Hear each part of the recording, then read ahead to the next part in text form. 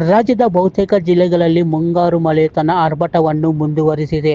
ಭಾರತೀಯ ಹವಾಮಾನ ಇಲಾಖೆ ಮುನ್ಸೂಚನೆಯ ಪ್ರಕಾರ ಮುಂದಿನ ಒಂದು ವಾರದವರೆಗೆ ಬೆಂಗಳೂರು ಸೇರಿದಂತೆ ರಾಜ್ಯದ ಹಲವು ಜಿಲ್ಲೆಗಳಲ್ಲಿ ಭಾರೀ ಮಳೆಯಾಗುವ ಸಾಧ್ಯತೆ ಇದೆ.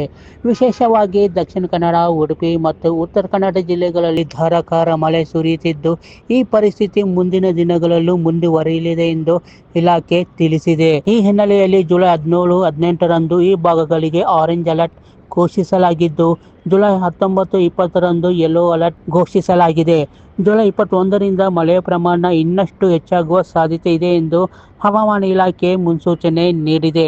ಭಾರೀ ಮಳೆಯಿಂದಾಗಿ ಕರಾವಳಿ ಪ್ರದೇಶಗಳಲ್ಲಿ ಮೀನುಗಾರಿಕೆಗೆ ಸಮುದ್ರಕ್ಕೆ ಇಳಿಯದಂತೆ ಸೂಚನೆ ನೀಡಲಾಗಿದೆ. ಇನ್ನು ರಾಜ್ಯದ ರಾಜಧಾನಿ ಬೆಂಗಳೂರು ಸೇರಿದಂತೆ ಬೆಂಗಳೂರು ಗ್ರಾಮಾಂತರ, ಶಿವಮೊಗ್ಗ, ಮಂಡ್ಯ, ಮೈಸೂರು ಮತ್ತು ಕೋಲಾರ ಜಿಲ್ಲೆಗಳಲ್ಲಿ ಜುಲೈ 19, 20ರಂದು ಸಾಧಾರಣದಿಂದ ಮಳೆಯಾಗುವ ಮುನ್ಸೂಚನೆ ನೀಡಲಾಗಿದೆ. ಈ ಹಿನ್ನೆಲೆಯಲ್ಲಿ ಈ ಜಿಲ್ಲೆಗಳಿಗೆ 2 ದಿನ ಯೆಲ್ಲೋ ಅಲರ್ಟ್ ಘೋಷಿಸಲಾಗಿದೆ. ಇನ್ನು ಬೆಂಗಳೂರು ಸುತ್ತಮುತ್ತ ಮೋಡ ಕವಿದ ವಾತಾವರಣ ಇರಲಿದ್ದು, ಕೆಲವೆಡೆ ಹಗುರದಿಂದ ಸಾಧಾರಣ ಮಳೆಯಾಗುವ ಸಾಧ್ಯತೆಗಳಿವೆ ಎಂದು ಹವಾಮಾನ ಇಲಾಖೆ ಮಾಹಿತಿ ನೀಡಿದೆ.